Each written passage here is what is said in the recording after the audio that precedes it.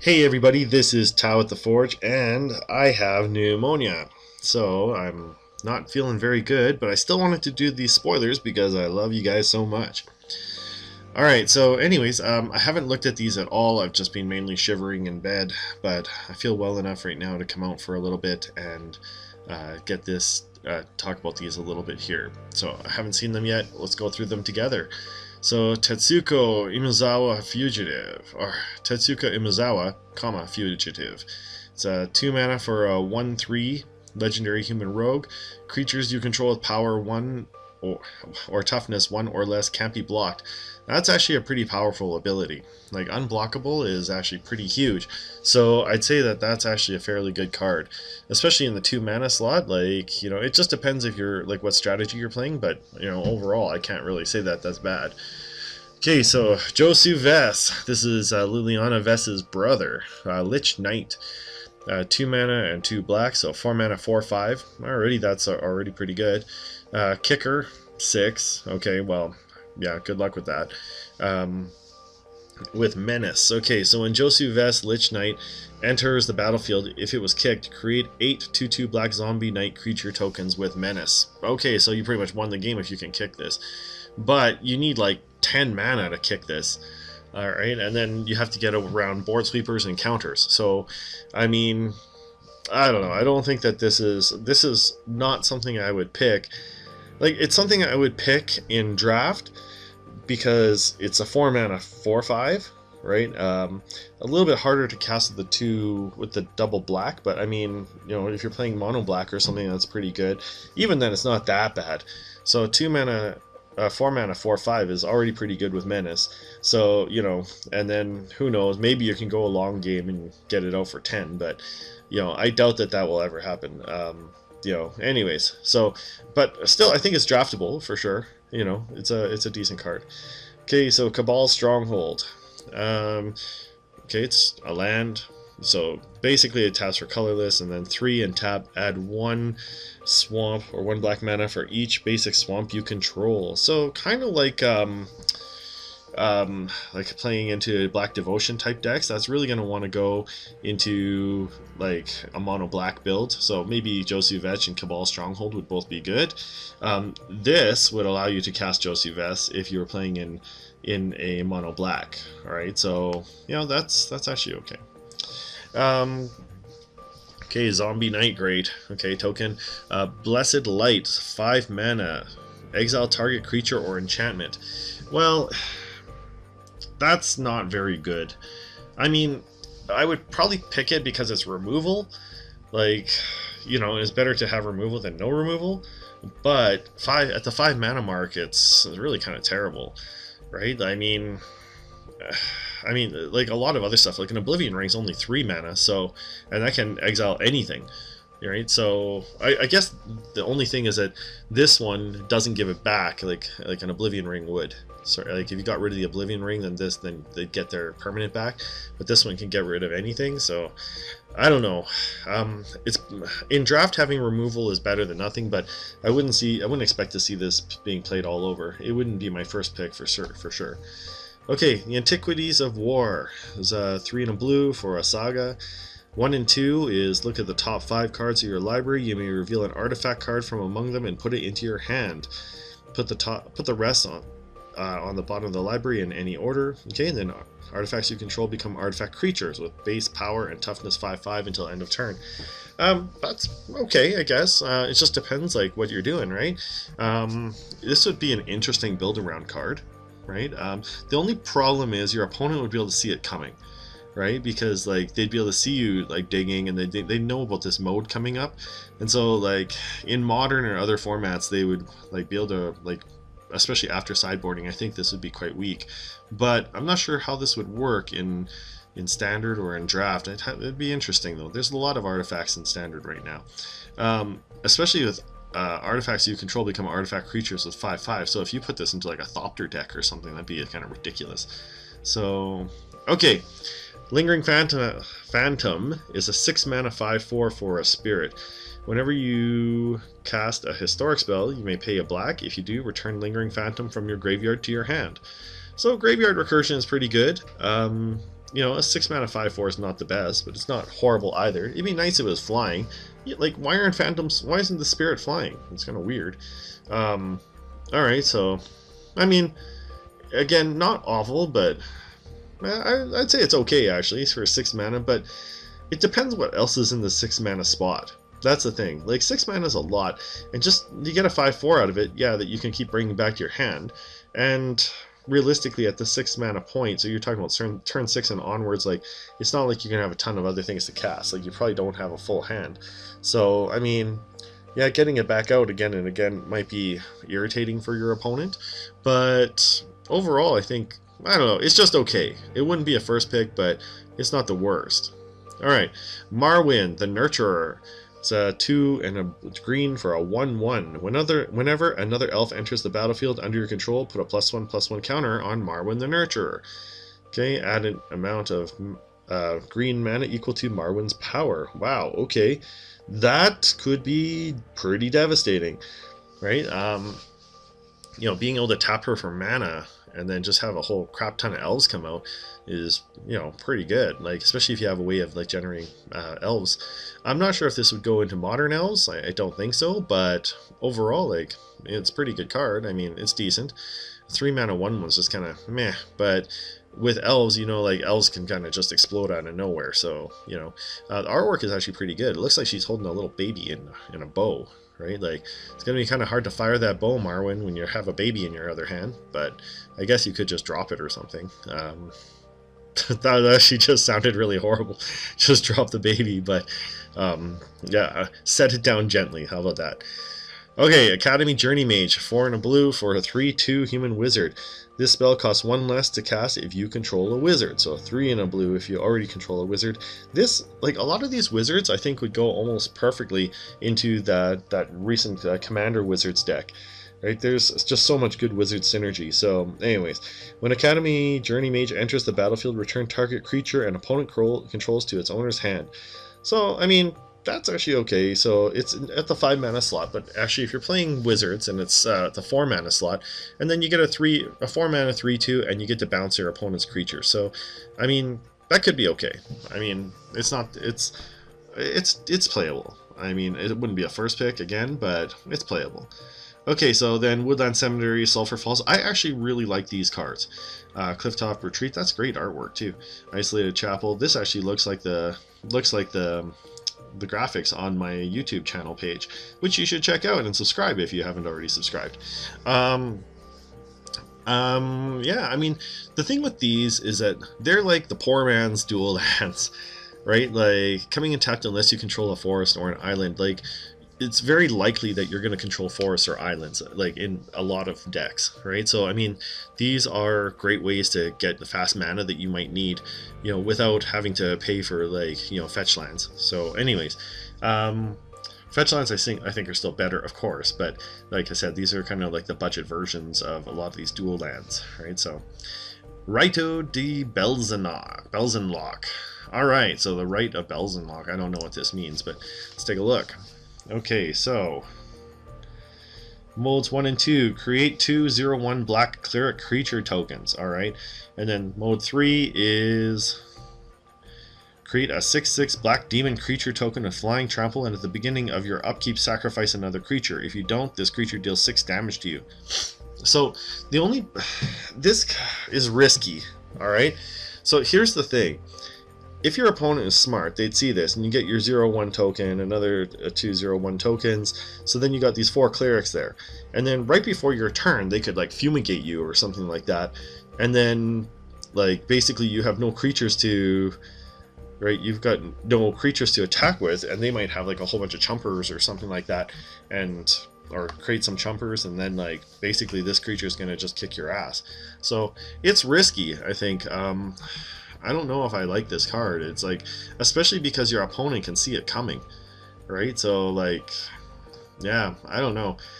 Like, it's a tough one. I personally don't like it. Okay, let's see. Primeval's Glorious Rebirth. It's 5, a white and a black, which means it's basically not really playable in draft.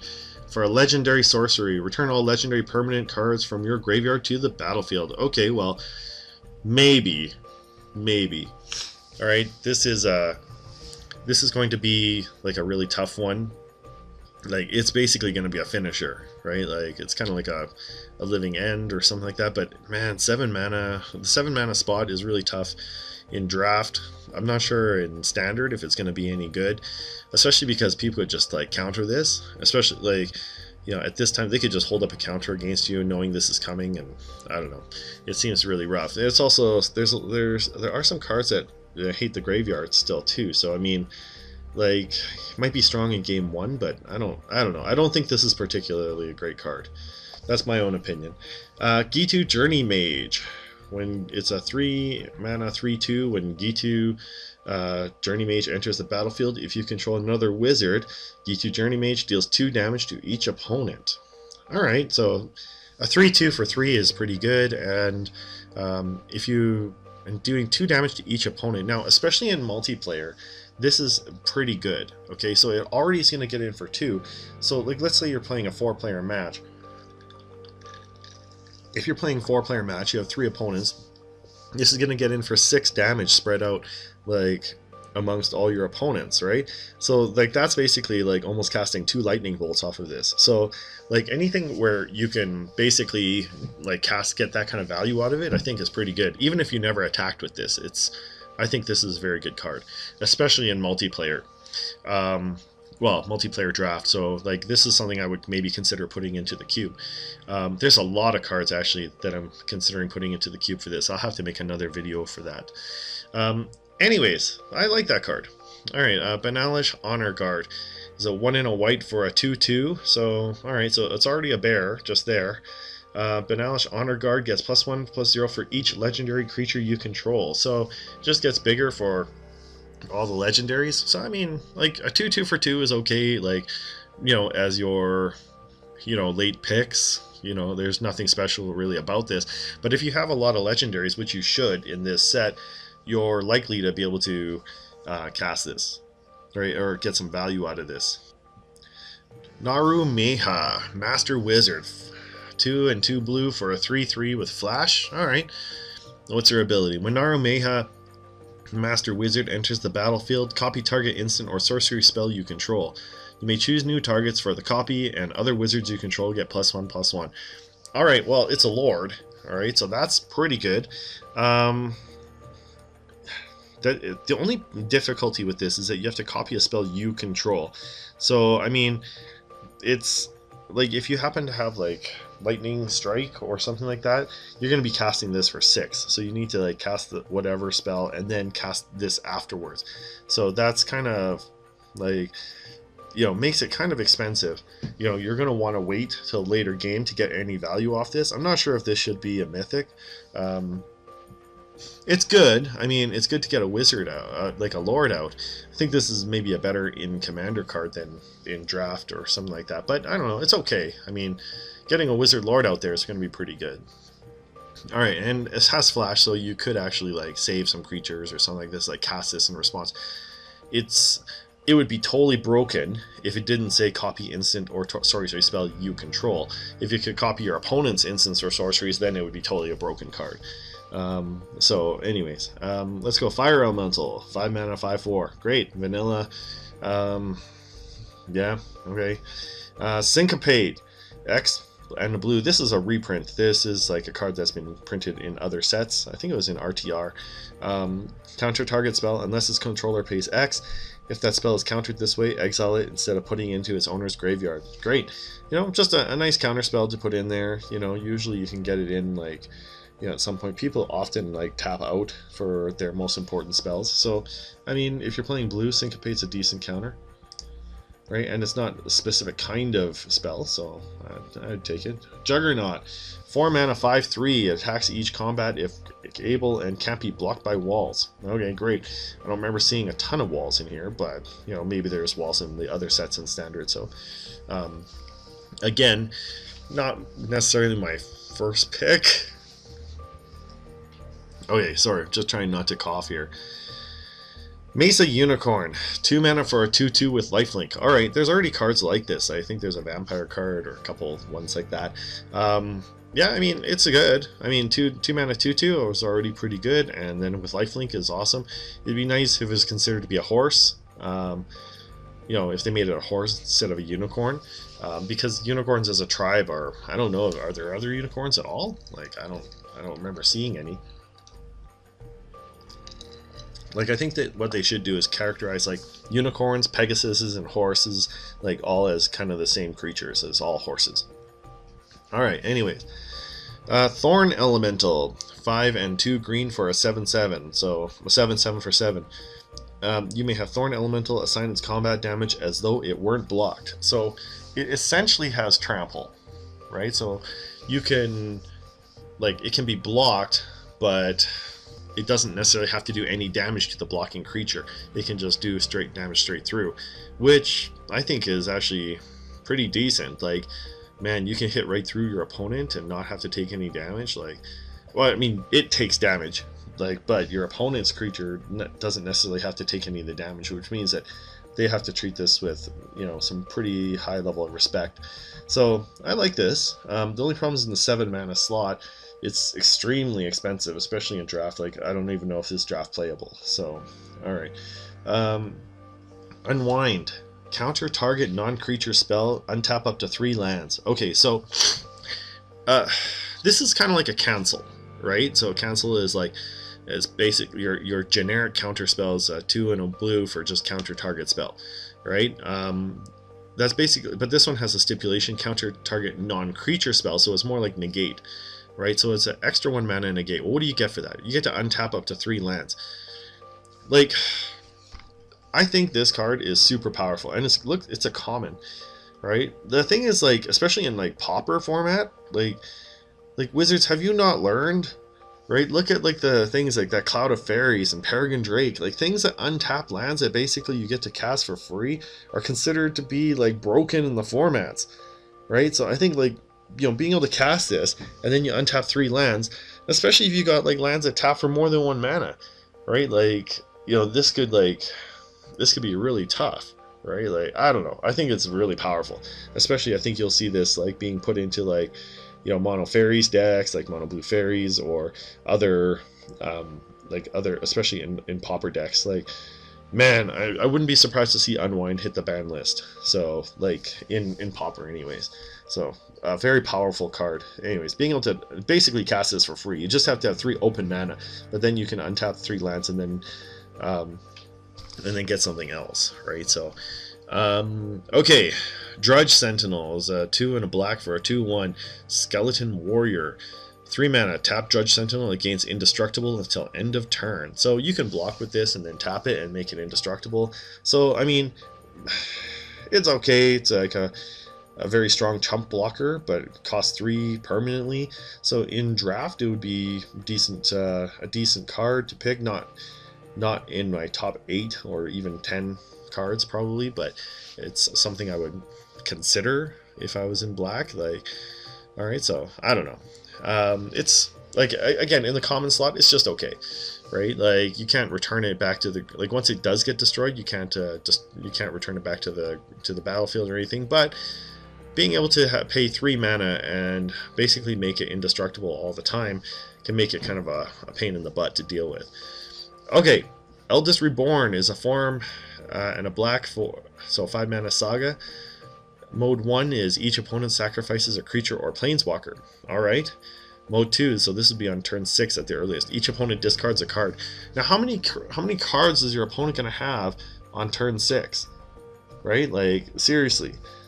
Right? And then mode 3, put target creature or planeswalker card from a graveyard onto the battlefield under your control. Okay, that's kind of broken. Right? So, if your opponent has, like, you know, great cards, great creatures in the graveyard, or you have a good one, then you can basically just steal it and put it into the graveyard. Like, you know, that's actually ridiculous. So this was something that would happen on like turn 7. You know, so I mean, I think that can be super powerful, especially if your opponent doesn't have any graveyard hate. Okay, Adventurous Impulse. Okay, so 1 green. Look at the top 3 cards of your library. You may reveal a creature or land card from among them and put it into your hand. So this is basically like, what's that? Ancestral... There's a green that does this with artifacts. Put the rest on the bottom. Yeah, okay, so basically look at the top 3 cards. You get to dig for a creature or land card and put it into your hand. I mean, this is a good card. I mean, a lot of people already play cards like this, and being able to dig for a creature is pretty sweet. So, I mean, I like it. It's only 1 mana. Like, 1 mana slot is pretty decent. Damping Sphere. Okay, so 2 mana for our artifact. If a land is tapped for 2 or more mana, it produces a single colorless instead of any other type and amount. Each spell a player casts costs 1 more to cast for each other spell that player has cast this turn. So, what's this? Each spell a player casts costs 1 more to cast for each other spell that player has cast this turn. Wow! That just wrecks Storm. Like, oh my goodness. That's like... So, if you tap a land... Okay, so that wrecks Tron. This is basically going into like almost every... It might be a new like favorite sideboard card. Right? So... Like, this just wrecks Tron. Like, if a land is tapped for 2 or more mana, it produces just 1 colorless instead of any other type. Okay. And then each spell a player casts costs 1 more to cast. That just wrecks Storm for sure. Right? So the first spell they cast just costs normal. And then the second one costs 1 more. And then the third one costs 2 more. And then the fourth one costs 3 more. Right? So basically, anything that's combo, like, that just makes things really harsh. So, I mean... Wow. Like, you just have to be careful because this could bite you in the butt too, because it's not an asymmetrical tax. It taxes each player or each spell a player casts. So I mean, man, I could see this hitting a commander ban list too, because like, you know, this is just like make things like so like just so no fun. This is like the no fun card in commander. So anyways, Damping Sphere. Like, I would pick these up. People are gonna... This is like basically like almost like a Stony Silence type thing, where it just shuts down certain types of decks. Like, you know, so I wouldn't be surprised to see this like fly off the shelves and like go into like virtually every sideboard, especially because it's colorless. It can hit like, you know, it can be put into any sideboard. So, Damping Sphere. If you are an investor, I am not, but if you are, Damping Sphere is one that I would keep my eye open for. All right, so okay. Grand Warlord Radha, 2 a red and a green for a 3/4 elf warrior with haste. Whenever 1 or more creatures you control attacks, add that much mana in any combination of red or green. Until end of turn, you don't lose this mana as steps and phases ends, but at the end of turns you do. Okay, so wow, you just get to keep this, like, so after the combat you can still use it again. That's pretty good, depending if you have like an elf swarm like type deck. Yeah, you'd have to see it built, because it also wants the creatures to attack, right? So like usually by the time elves attack, like they're already pretty devastating. So this might be a win more card, but I don't know, I like it. I think it could be built around quite nicely. Okay, Precognition Field is 3 and a blue for an enchantment. You may look at the top card of your library. Okay, you may cast the top card of your library if it's an instance or sorcery. Okay, well that's kind of broken. So for 4 mana, you can basically like just cast the top card of your library if it's an instant. Like, okay, so you know how Damping Field like wrecked Storm, right? Well, Precognition Field like just totally enables it, right? So being able to like just constantly play the top card of your library makes this like almost like an infinite draw engine for 4, right? In Storm decks, like, God, that's broken. Like, you know, and then for 3 you can just exile the top card of your library. Man, if you played this with green blue and like you saw a land, you could might have Courser of Crufix out and just play the land off the top of your library, and then like, you know, and then just basically like get rid of lands and cycle things through like crazy. I would even consider this like in like, it's a little expensive for Lantern control. But man, in Lantern control, play the top card. You can cast the top card of your library, like if it's only if it's an instance or sorcery. So no, I wouldn't put it in Lantern control. I was gonna say if it's any card, but man, in Storm, that's just a killer. Like, does Wizards really like Storm? Like, do people really like it? I mean, oh, I hate playing against Storm. But anyways, so Precognition Field, like, that is going to be hated a lot in Modern. So okay. Joda, Archmage Eternal, is 1 a blue, a red, and a white So with flying, you may pay one of each mana color rather than pay the mana cost for spells that you cast. So if you've got just a crap ton of like different mana abilities or ways to generate mana of any sort, you can just basically pay that to cast anything. So it's like infinite type mana fixing. I don't think that this is standard playable, but definitely an interesting commander to make, to build around. Yeah, I don't see it as like this being like I don't see that as being an advantage in a standard type deck, you know. And watch, I'll get proved wrong. There'll be like a whole deck made around this guy, but like, so 4 mana for 4/3 with flying is decent, but you already have to play 3 different kinds, 3 different colors to get this, and then to use this ability you got to get 5 different colors, like, and then you got to pay 5 mana for every spell, right? So the only way that you can really get an advantage from this, right, or like economy from this, is by casting things that cost more than 5, right? So this means that you could cast an Emrakul for 5 if you could cast like get all 5 mana. So that's what I mean, like in Modern or in Commander, you could have decks, especially in Commander, you could have decks that just have like, you know, really ridiculously high cost things like 15 mana, 12 mana, like those types of things, like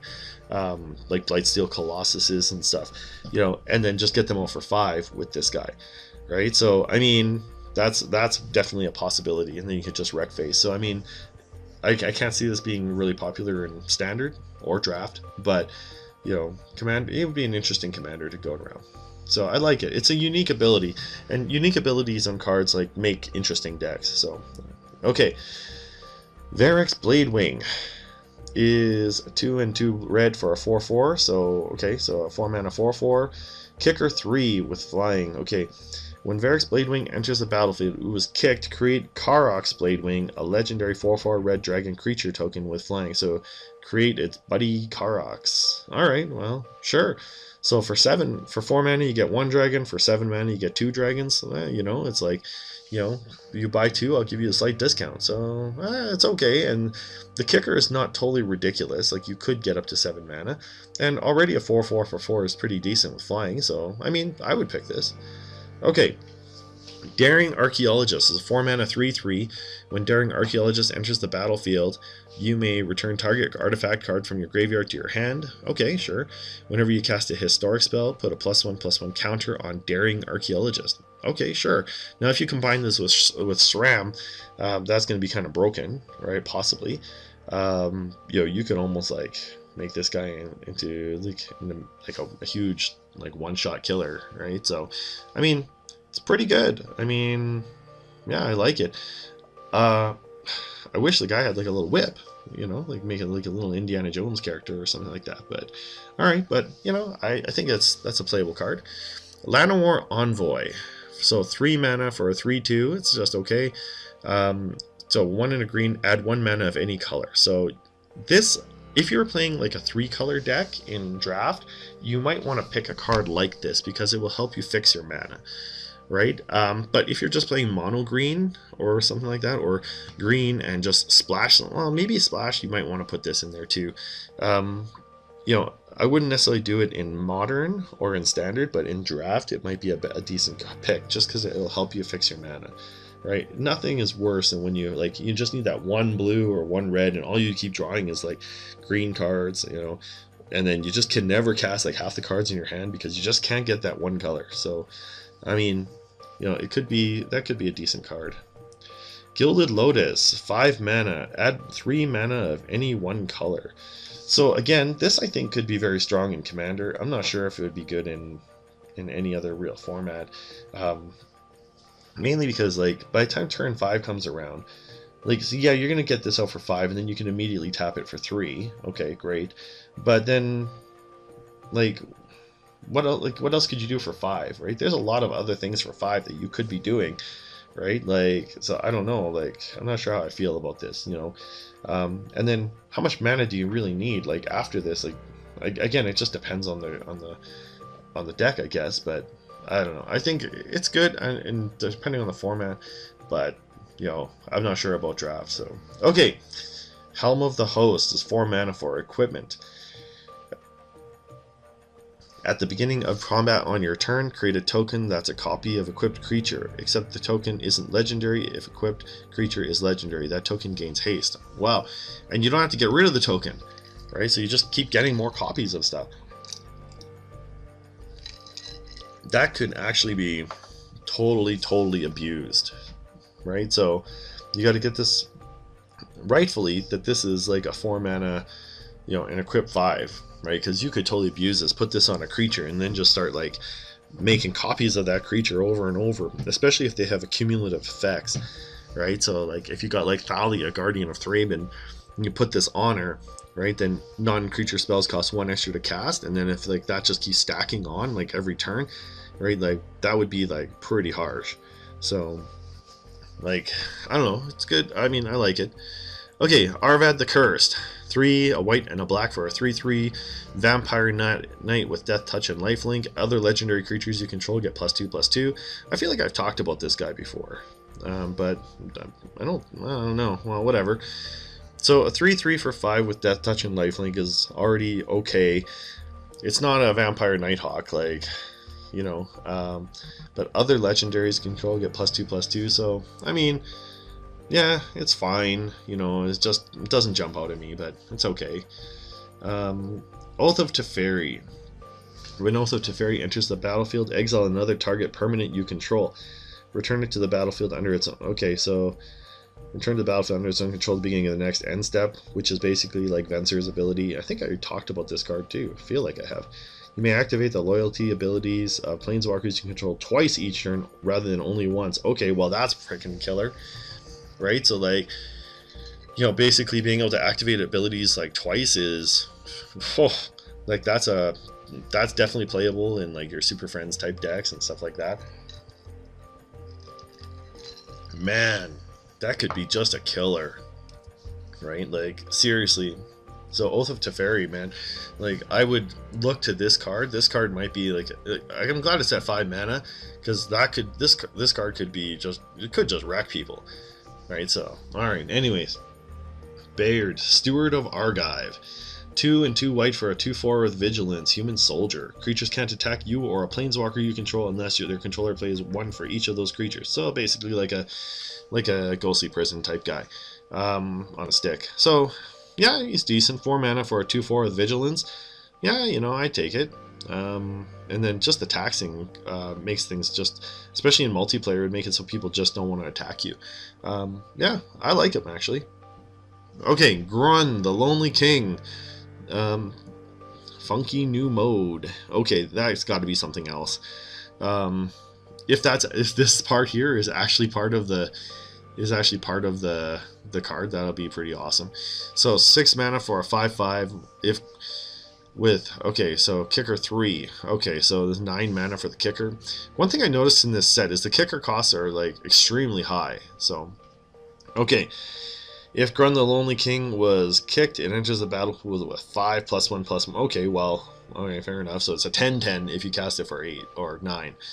Okay, great. Whenever Grun attacks alone, double its power and toughness till enter. Okay, well that's a monster. Right, so even like basically, if you get this guy out as a 5/5 for 6 and like he attacks alone, that's got to be for sure like, you know, not real. All right, so anyways, yeah, it attacks alone, double its power and toughness, becomes a 10/10, or if it was kicked, it becomes like a 20/20. Like, all right, that's gonna be that could be like a game finisher right there, right? If people don't have removal for it. Okay. Tolarian Scholar is a 3 mana 2/3 vanilla human wizard. Yeah, whoop-de-doo. It's like not even a 3/3 for 3. So, like, I would say that this would be like a last pick type thing. Like, almost always pass on this. Pff, that card sucks. Okay, anyways. Slyn Voda, the Rising Deep, 6 and 2 blue. So, not really playable. Again, I wouldn't pick this in. I think it'd be too expensive to play in draft for sure. For an 8/8 kicker too, so okay, so you can cast it for 10. When Slyn Voda, the Rising Deep, enters the battlefield, if it was kicked, return all creatures to their owner's hand except for Merfolk, Krakens, Leviathans, Octopuses, and Serpents. Okay, So this might be a one of, maybe, in certain like Merfolk type decks. Like maybe if it's an Explore type deck where you can like maybe get more lands or something like that. I don't know. Yeah, I mean, it's interesting, but man, you have to kick it, right? Like, if you can kick this, okay, and you get an 8/8 and you get to return every other person's creatures to their hands, like, you know, that's just devastating, you know. But you got to think you're gonna try and kick this for 10, right? What's happening on turn 10? Like, do you really, like, if you're gonna win on turn 10, you're gonna win. This is gonna win more, right? Like, I mean, so I don't know. I'm not a huge fan of this. Okay, Memorial to Unity. Okay, so we got all these memorials. They all enter the battlefield tap. They all just tap for their colors. Okay, and then they all have different, looks like different abilities. Okay, so let's see. Sacrifice Memorial to Unity. Look at the top 5 cards of your library. You may reveal a creature card from among them and put it into your hand. Okay.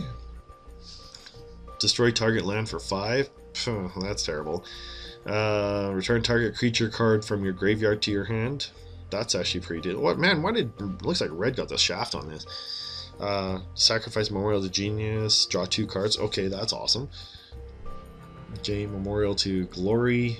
Sacrifice. Yeah, that's just okay. 4 mana and you lose a land for 2 white secret soldiers. But the only good thing with this Memorial to Glory is that, like, okay, with all of these, late game you can get something good out of it, right? So, like, you know, like, there's going to be often in games, like, late game times when you got so much land that you got nothing to do with them. Like, you know, so being able to do something with them, like draw extra cards or bring a creature back from your graveyard to your hand, or even creating 2 white soldiers is pretty decent. The thing with the white soldiers is that you can do this at instant speed. So, like, your opponent might think that they're going to be able to attack you and you don't have any blockers, so they might go all out, thinking that they're going to kill you and they don't worry about the backswing. Then you could sack this, create 2 white soldiers, and then, you know, chump block them, get down to like 1 life or something like that, and then hit them on the backswing. So, I mean, it's possible that this could come in handy late game. You know, if you don't believe me, like, look at that game where the guy was playing Dryad Arbor, and his opponent, like, had just kept it back as if it were a forest, and then just played it like as a creature, and then he ended up losing because he forgot the Dryad Arbor. He was playing the alternate Dryad Arbor as well, and then their opponent, like, forgot about it, like, and swung in for lethal, and then forgot that they could just block the Dryad Arbor, and then on the backswing killed them. So, I mean, it's possible your opponent could forget about that. So, like, the red one seems to be the worst of the 5, but, you know, because, like, late game when you got, like, your opponent, when you have so many lands that you can sacrifice this, your opponent probably has so many lands that they could sacrifice 1 as well. So just destroying a target land isn't really going to be that great, right? And after 5 mana, like, so you need 5 mana and then tap this. So, like, you need 6 mana to do this. Like, you know, like, if your opponent has, like, those cards, like special lands, like, they're already pretty much won, like, or not won, but they've already, like, they got a serious advantage off of them anyway. So I think this Memorial to War is the worst of the 5, but, you know, but the rest are pretty good. Okay, these will all be definitely considerable in Commander as well, like almost must includes, right, in Commander decks. Okay, so Divest. 1 black. Target player reveals their hand. You choose an artifact or creature card from it. That player discards that card. Okay, so this is basically like a negate, right? So not a negate, a duress, except the opposite of duress. So, I mean, I could see this being a decent card, right? Like, you know, it's a common, so it's never going to really be going high up in value, but I mean, yeah, like, being able to basically take any creature or artifact from their hand and just take it out is pretty decent. So I would consider this to be like, especially this format seems to be very creature heavy, so like this would be a very strong pick. Okay, Sage of Latnam. 2 mana for a 1/2 human artificer. Tap, sacrifice an artifact, draw a card. Okay, I could this just right away like makes me think of Brea the Ethereum Sculptor type deck, right, where she can create like so many artifacts, and then you can just sacrifice any of those artifacts and just draw a card. And then some artifacts like Ichor Wellspring and stuff like that want to get sacrificed, so you can draw cards off of them. So, I mean, in the right deck, this could be like a totally broken card. Okay, Ooh, Karn coming up. Okay, Gitu Chronicler. 2 mana for a 1/3 with a kicker 4. Okay, when 2 mana for a 1/3 is just, it's okay. It's not the best. When Gitu Chronicler enters the battlefield, is kicked, return target instants or a sorcery card from your graveyard to your hand. Now, the one thing I will say about this is that its kicker card is actually approachable. Like a lot of these other kicker cards, like the kicker costs, they're like 10, 12, stuff like that, which you're almost never going to get to. Like, consider like in draft, you're playing a 40 card deck, right? Like, so in 40 cards, you have what, 16 lands and 24 other like typically 16 creatures, 16 lands, and 8 other cards, right? So if you need like 10 or 12 like mana to cast something, right? Like out of your 16, it basically means that you basically played almost through your entire deck, right? Like it just seems like highly unlikely you'd ever get to that point.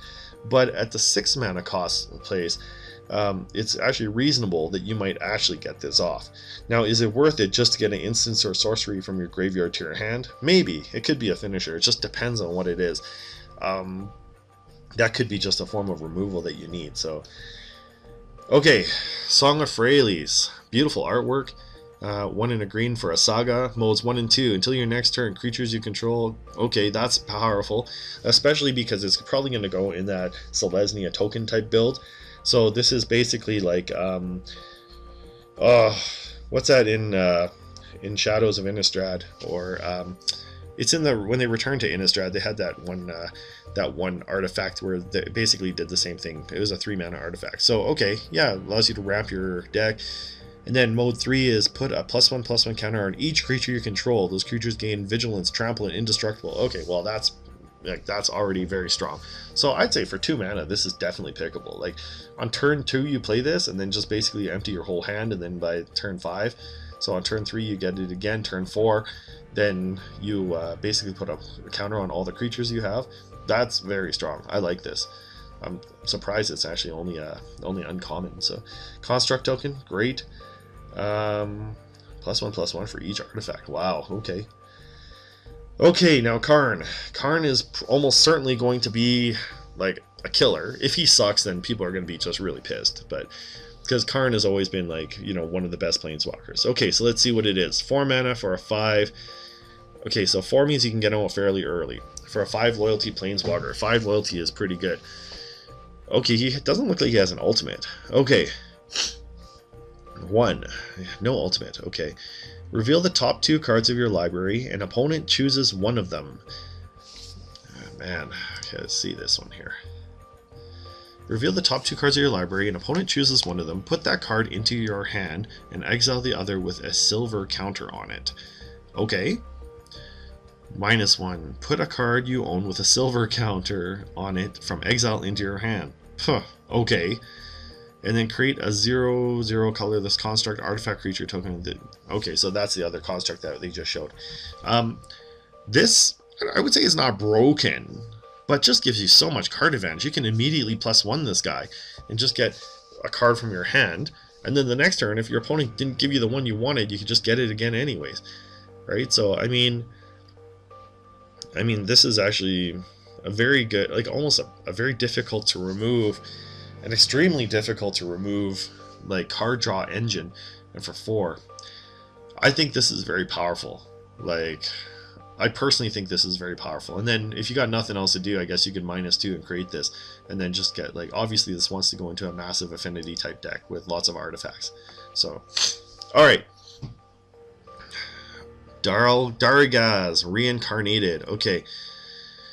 4 mana, a black, a red, and a green, so 7 total for a 7/7 flying trample haste. Okay, well that's freaking amazing. Like, if you can get the mana out, like this card would be a killer. Okay, if Darigaz Reincarnated would die instead, exile it with 3 egg counters on it. At the beginning of your upkeep, if Darigaz is exiled with an egg counter on it, remove an egg counter, then if it has no egg counters on it, return it to the battlefield. Okay, so it just comes back every 3 turns, but let's face it, like, if you get this out on turn 7, like, you got a 7/7 flying trample haste, like, you probably won the game, right? Your opponent removes it, yeah, they get rid of it for 3 turns and it comes back. Like, okay, well, great. You like, this guy's like a total like game breaker, right? So I mean, the only problem is that for 7 mana, it's like very difficult to get this guy out.